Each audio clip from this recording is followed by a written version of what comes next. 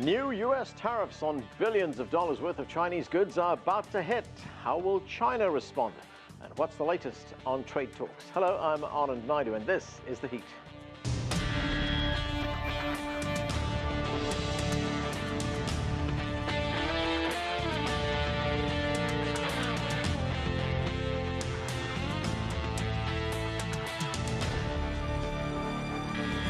The trade dispute between the United States and China takes another turn on Sunday with a major new round of U.S. tariffs.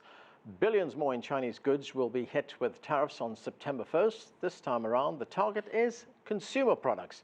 U.S. President Donald Trump already plans to further increase import duties on $250 billion worth of Chinese products in October. Meanwhile, China has announced that it will introduce a smaller set of tariffs on U.S. goods. The President Trump, has been speaking just outside the White House. Let's listen to what he had to say.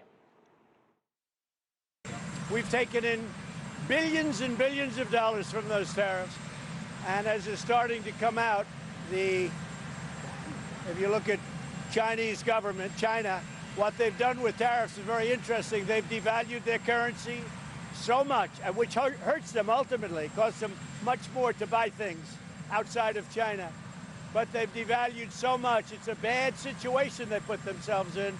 And I just saw, it came over the wires, that 13% of certain companies are going to be leaving China in the not-too-distant future. That's a big thing. Okay, let's begin with CGTN's White House correspondent Nathan King. Nathan, let's start with that statement you just heard there from President Trump talking about the trade war with China. What did you make of it? Yeah, I was here at the White House when he made those comments. Let's just go through them. He's just taken off in Air Force One. Basically, he seems to have got his facts mixed up. First of all, on the currency manipulation, we just had the IMF come out and say that's not happening. In fact, the RMB could actually drift lower because of the trade war. Also on this 13% of businesses leaving China, I think what he's referring to there is a lot of research that's been done by the U.S. China Business Council and others, basically polling U.S. businesses. And what they said was 87% of U.S. businesses have no plans to move any of their supply chains away from China. So that's where he may have got that 13%. No, it doesn't mean 13% leaving. It means 13% maybe sourcing from other countries as well. And in that same survey, by the way, because I just read this over the last couple of days, 97% of respondents, US companies, said that they were making a profit in China and their margins were very good. So that's kind of where the president was getting his information from. But of course, he spun it in a different way, Anand. So, Nathan, let's talk about the tariffs, U.S. tariffs. Break it down for us. How extensive are they, and how is China responding? Well, I mean, we've had hundreds of billions of dollars worth of Chinese imports tariffed so far, haven't we? Already 250 billion, 25%, 30%. But this is different. We're having two tranches. The first one happening this weekend on September 1st, about $112 billion worth of Chinese goods going to be tariffed at 25%. But these are consumer goods. The previous rounds of tariffs have rather been on business inputs. That are things that you and I don't buy, but they go into making the stuff that you and I buy. So what are we talking about? We're talking about shoes, especially, and clothing. In fact, about 97% of all the clothing that comes from China and shoes will be under tariff after this weekend. Also, we're looking at consumer stuff, things we buy, electronics, stuff like that. What is being delayed is about another $160 billion worth of Chinese imports to December 15th. Why is that? Because they're things like iPhones, things like laptops, which people tend to buy around the busy holiday season. We've got Black Friday coming up, of course, during the Thanksgiving. Those will escape tariffs until the middle of December. But still, even before that, JP Morgan, for example, has come out and said, you know what, under the current tariff system, it's going to cost about $1,000 per American family, which is quite incredible when you think about just a year ago he was saying, trade wars are easy to win. Nathan, we're also hearing about talks taking place between the two sides in Washington in September. What's the latest on that? Well, you'll remember when talks broke down in May here in Washington, there was a big standoff and Trump sort of pushed up. And then there was a delegation that went to Shanghai, not Beijing, but Shanghai at the end of July. And they came back and said, look, we think we can talk in September. But since then, we've seen more tariffs. And then President of the G7 last weekend sort of saying, yeah, we're definitely having talks in September. In fact, we've had calls. We found out those calls, well, we knew those calls hadn't happened because we would have reported them. And the American media knew that they hadn't happened as well. And now he's just come out here at the White House before leaving saying there are talks in September. We have no confirmation from the Chinese Commerce Department, who of course have been taking the lead, or Liu He, the economic chief negotiator, about this happening. Trump obviously wants these to happen, but is the climate right, considering we're just going to see a big tariff bump over the weekend? We'll have to wait and see. And remember, China, of course, is responding. It's putting up tariffs on autos, which it had lowered. It stopped buying soybeans. So the climate for any talks in September, if they do go ahead, is not positive. But we've seen gyrations in the stock market.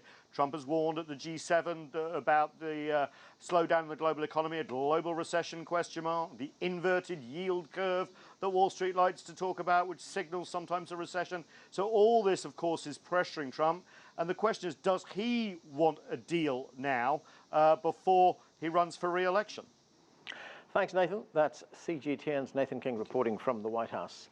Okay, there is much to discuss. Let's get to our panel. Joining us from Beijing is Zhao Hai. He is Assistant Research Fellow at the China Academy of Social Sciences.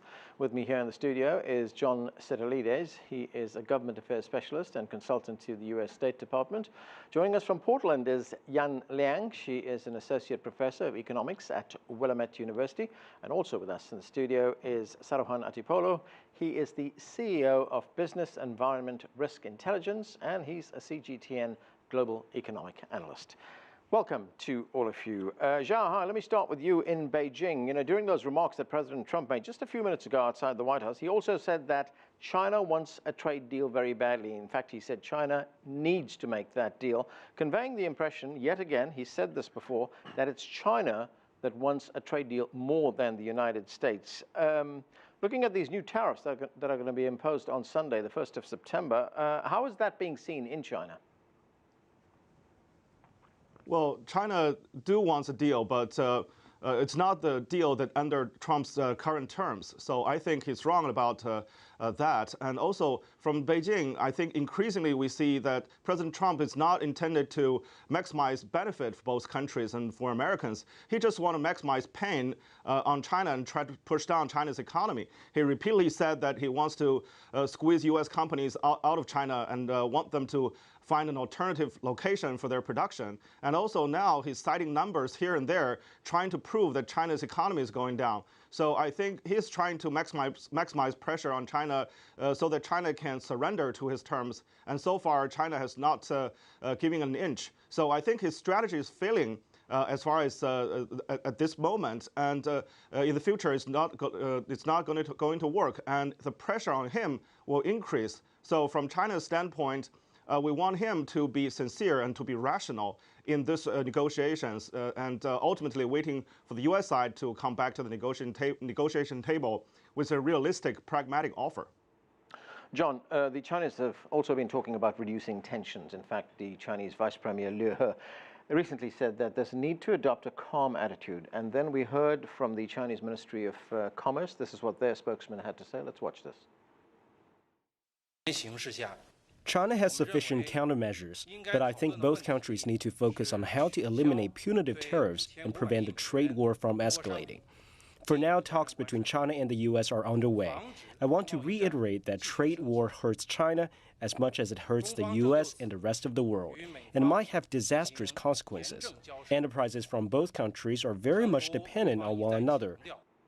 So that's the Chinese Commerce Ministry spokesman there, John. What is your reading of what's going on? I mean, are these tit-for-tat tariffs just going to continue? They may, and it all depends on the decisions that are being made in Washington and Beijing in the weeks and months ahead, possibly years, Anand. We don't know when this is going to end. And the Chinese government representative is speaking what we would call the more traditional negotiating style, traditional diplomatic style. And as we've recounted, including here in previous episodes, Anand, that President Trump brings a very unorthodox negotiating style, one that he supremely feels confident about given his own success in business that he thinks can apply to diplomacy and to trade talks.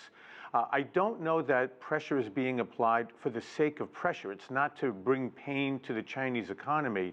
It's a tactical strategy, right? You need pressure to get the other side to begin to move closer in your direction. And there is going to be pressure from the Chinese government on the Trump administration as well. They're looking at the 2020 elections. They're looking to see where they can maximize the pain on states that are key to President Trump's electoral strategy. But the larger issue, I think, down the road is what is going to be the defining relationship between the United States and China? Will they be competitors? Will they be collaborators? Will they be enemies? And I think we have to tread very carefully here to make sure that we have a positive outcome for both countries. Yan Liang, what's your take on what's going on here? The talks are scheduled, the next round of talks, that is, scheduled for September in Washington, D.C. Is there any reason to believe that there could be a breakthrough? Thank you for having me again. I think, since the talks in Shanghai, President Trump seemed to take a slew of actions that greatly escalated the trade tensions. And I think it seems that he is the one who's in a rush to try to get a trade deal, because I think increasingly he recognized that the easy and quick trade deal is difficult. It's harder and harder to win. And actually, he is going to be nervous about it when he gets closer and closer into the 2020 re-election. So that said, I think come September, he would still try to apply maximum pressure, and yet he has to walk the fine line of not crashing the U.S. economy, which is a question here. And for China, the October 1st is the 70th anniversary for the founding of PRC. So there could be two likely outcomes. For one is they could come to negotiation tables and make some concessions, for example, buying agricultural products in exchange for removing or suspending the tariffs. I think that is what they are asking for consistently. They are sincere about trade talks, but they want to remove these tariffs as a punitive measures to get a trade deal.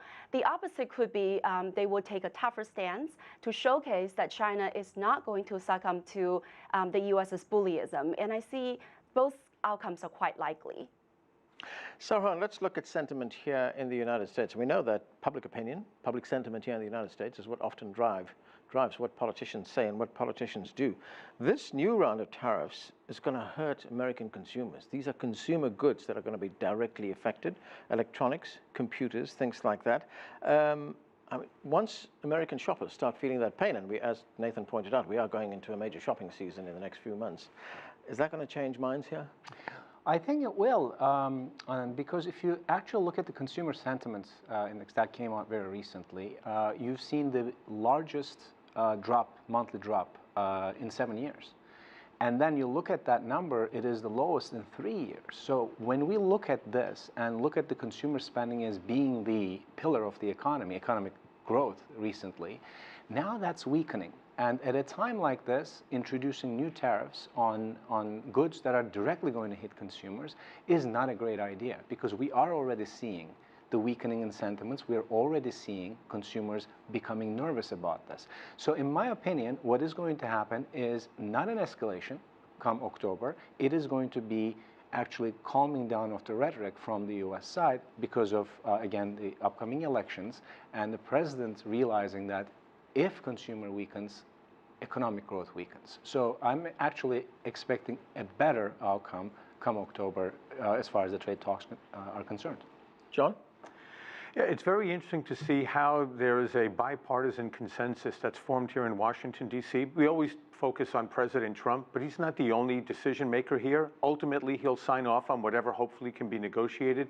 But he has backing of the House Speaker, Nancy Pelosi, and the Senate Minority Leader, Charles Schumer, who are the leading Democrats for sort of a sharper edge negotiating approach with China. And I think what also is being communicated here to the American people is, yes, there may be some consumer pain in terms of tariffs on TVs and headphones and iPhones and the like, But if the United States doesn't take these actions now with China, it's going to be a far worse situation in 3 years, in 5 years, in 10 years.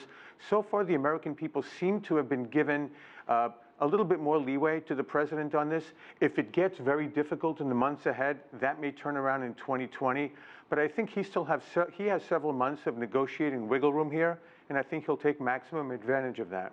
Xiaohai, what do you make of that? That there is bipartisan support here in the United States for the action that President Trump is taking?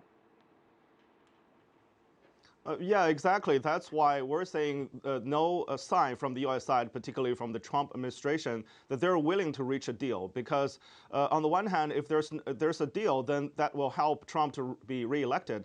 But then if there's no deal, fine, he's going to show the people that he's getting tough against China, and he's going to have support of both parties in Washington, D.C. So at this moment, really, there's no reason for the Chinese side to give in or to negotiate a deal and give any concessions to this administration, because Trump, he's continuing from his rhetoric, and both from his rhetoric and his deeds, showing that he's willing to pressure not only Chinese side, but also American companies to quit Chinese market and Chinese production line. Right, Xiaohai, and on that point of who makes the first major concession, President Trump continues to say that the trade dispute is hurting China more than it's hurting the United States. And he often says that while complimenting President Xi Jinping. This is what President Trump said at the recent G7 meeting in France. Let's listen to this. And I think they're very smart. And I think President Xi is a great leader who happens to be a brilliant man. And he can't lose 3 million jobs in a very short period of time. And that's going to be magnified many times over.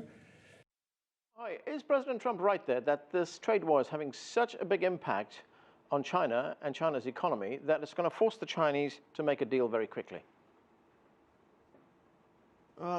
I don't think so, because these are empty words, because he's not matching his words with deeds. And he's continued to escalate this trade war, not reversing it at any point in the future, so as far as we can see. So I think at this point, even though both Chinese economy and American economy are suffering, and because he continued to believe that China suffers more than the U.S., therefore he's not giving in, and he's not trying to negotiate from a different standpoint. For the Chinese side, too, I think we're thinking, of course, if we reach a deal, then maybe it's going to be worse, because he's not committed to the deal. And at any point in the future, he can reverse his decisions and continue to challenge the deal. So we have to make sure that this administration is trustworthy to reach a deal. Okay, John, I'll get to you in a moment. Yang Liang, I just want to get your view on what you've just heard, this back and forth taking place between President Trump and China. I think Trump really exaggerated how much pain China has and how rosy the U.S. economy has been. I think if you look at the empirical data for China, despite all the talks about the moving away of the companies, we still see the inward FDI in China rose by 3.6% in the first half of 2019 to reach $79 billion. And China's exports increased, actually. So the total trade surplus also increased by 36% at the year-on-year basis. Right. In China, last quarter's growth dipped down to 6.2%, which is low by China's standard, but it's still incredibly healthy in the global, given the global economic climate. And for the United States, the manufacturer has contracted the first time in 10 years. Export has slowed down to the fastest pace since 2009. Consumer sentiment has gone down since the lowest since 2016. And added to that, you see the small business lending decline, you see the inverted yield curve. So I think all we're seeing here is that the U.S. economy is not as bleak as he would like us to believe, and the U.S. economy is not as rosy as he often claimed. And going back to the bipartisan support, I think what the bipartisan support is on the principle of taking on China, but not necessarily on President Trump's tactics, which is applying tariffs. There are plenty other strategies, like bringing these disputes to WTO, where the U.S. won for the most part anyways, and also getting international allies instead of setting up enemies here and there. And finally, if you really believe in the intellectual property rights infringement, well, get the hard evidence and go for the legal route. The other point, John, is that in many instances, what's happening in reality doesn't square with what the president is telling us about what he wants. I mean, he wants American companies, he says, to pull out of China, to come back to the United States. We've just seen one of the biggest American retailers, Costco, open its flagship store in the city of Shanghai. Great deal of enthusiasm for the opening of that store. I think one of the things the president is looking to do is to demonstrate to the Chinese government, to the world, but especially also to American companies and other companies that are looking to continue their business in China, that he's willing to take this to the extra mile. He's not going to relent anytime soon. And we saw that even with his remarks earlier today. You know, this fight is on and we're going to win. I mean, he's supremely self-confident in that way. And I think the goal there is twofold. One is to persuade companies to really think hard about future investment in China as more supply chains are moving to countries such as Vietnam and elsewhere in Southeast Asia, but also to promote a wedge between the commerce ministers, hardliners in Beijing, and the economy ministers' more reformist sentiment, and look to see how the reformers can prevail and have China come into what Robert Zoellick had called once the goal of having China be a responsible stakeholder in the international order. And I think the president's advisors are telling him there is a wedge there to play into, and President Xi maybe hasn't decided which way he's going to go, the commerce minister's side or the economy minister's side. So, Ron, what about the internal pressure that the president is facing? We had a report from the American Farm Bureau. Farm bankruptcies in the United States are up 15% over the same period last year, and farm exports to China have dropped by 1.3 billion just in the first half of this year. So farmers and U.S. businesses are pushing back on the tariffs. Does this put the president under even more pressure? Well, of course, brings some kind of pressure, but you know, there are subsidies, there are different ways of dealing with that to compensate for the losses in the short term. I do agree that there's going to be pressure still on, especially the long term. Those subsidies? It doesn't, but to a certain extent it compensates them, right? And then if you bring in the nationalism part, patriotism part, the farmers and the manufacturers are actually going to take the short-term pain. But one point about the economic growth situation, just because the absolute value is higher in China, 6.2 or so, doesn't mean that actually it is doing better. If the U.S. is growing 2%, but China goes down to 5.5 to 5.6%, Chinese economy would be hurting much more because they need 6% and above growth to accommodate for the shift that's taking place in their economy, which is straight to services and consumption. So that's a very important thing to mention. And I will say this, though, the agreement is, in my opinion, going to come sooner than later. It's not going to be the cyclical part of trade, just numbers. The structural issues, which I believe was going well with the forced technology transfer, IPP, Chinese Congress actually was addressing these issues. I was really optimistic. But that issue, those structural issues, are so much more difficult right now to handle. But let's not be surprised if there is a trade-only, numbers-only agreement between the two countries before the end of the year. Zhao, do you agree there'll be a trade deal sooner rather than later? No, I don't think. It really depends on the U.S. attitude at this point. And I would add that economic slowdown is not necessarily linked with the result of the negotiations, because that really depends on how the terms are offered and how they exchange proposals. And also on the other side, I think Trump administration, and particularly President Trump himself, has really great power in foreign trade. And at this point, if really both parties are different, having different opinions on tariff wars, then they would use their power in the Congress trying to restrain President Trump's use of tariff against not only China, but other countries. So I think moving forward, the important thing is for the Trump administration to realize that this approach to try to negotiate using maximum pressure is not going to work, and they have to change their way of doing business with China. Right, Yan Liang, there was a report from a Chinese economist working at Deutsche Bank, the very big German bank. He told the United States Business Network, CNBC, last week that China is preparing for a trade war that could last more than a decade. Is China planning for adopting a long-term strategy here in this trade war? Well, we certainly hope not, but I agree with the previous speaker. The trade war is going to inflict a lot of losses and casualties on both countries. And it is true, if China slows down, this is going to be a great pain for the Chinese people. But on the other hand, President Trump is the one who is facing the election, and economy is his biggest card. It doesn't need to take an economic recession for him to lose his chance. Just a small slowdown in the economy is going to hurt him a lot. So I think in that case, even if China is going to have a more economic pain, it's likely the U.S. is going to be the one that blink first. But I'm really hoping that this trade war is not going to last so long and inflict so much unnecessary pain, especially when you talk about decoupling. It's not, I mean, it's not impossible, but the question is, at what cost and what is it all for? And also for the Chinese structural reform, I think before the trade war, it's doubtful whether the reformists will win or the conservatives will win and go back to the more state-led economy. But with the trade war, it really doesn't help with the reformists, because now the conservatives have this rhetoric that, if we implement any structural reform, this is a yield to the external power, the external pressure. And I don't think this is conducive to any fundamental structural reform in China. John, Yang Liang makes a great point there. The president does have a political challenge here, doesn't he? He wants a trade deal before the 2020 election, something he could take to the electorate. He's based his entire election, it seems, his entire platform on how well the economy is doing. So if he gets a deal with China, he can take that to the electorate and say, look what I've done. Possibly. And he would prefer a trade deal. Yeah. I don't think it's absolutely necessary. I mean, the trade deficit with China makes up a minuscule portion of the overall U.S. economy of $17 trillion. Will there be possible consumer pain? There could be, depending on how long these tariffs last and whether or not they're escalated even more in 2020. Right. But in American politics, 14 months is an eternity. We have a long way to go here.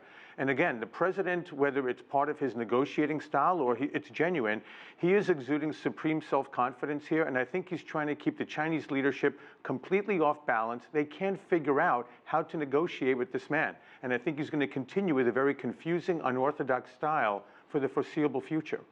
Is that a good strategy, Sorowan? Well, we'll see. I think there's some relevance to it, yes, because it is working. Because the two sides actually are still talking. We don't see them at the high level, but they're still talking. Is it working? Because we've just had a warning from the U.S. Chamber of Commerce, representing U.S. business. It's warning that of a rising risk of a recession if this trade war continues. Well, I don't think to talk about recession. First of all, it's too early. When you're at full employment almost, and the consumer spending is at the level that it is, I still think it's going to slow down. Talking about recession is probably it's not going to happen. It could be serious slowdown, sure, and maybe at the end of 2020 we could see a recession. Okay. But right now that is not in the horizon. And we have to leave it there. Thanks to all of you for being with us. We're going to have to leave it there. Have a great weekend. Thanks for being with us.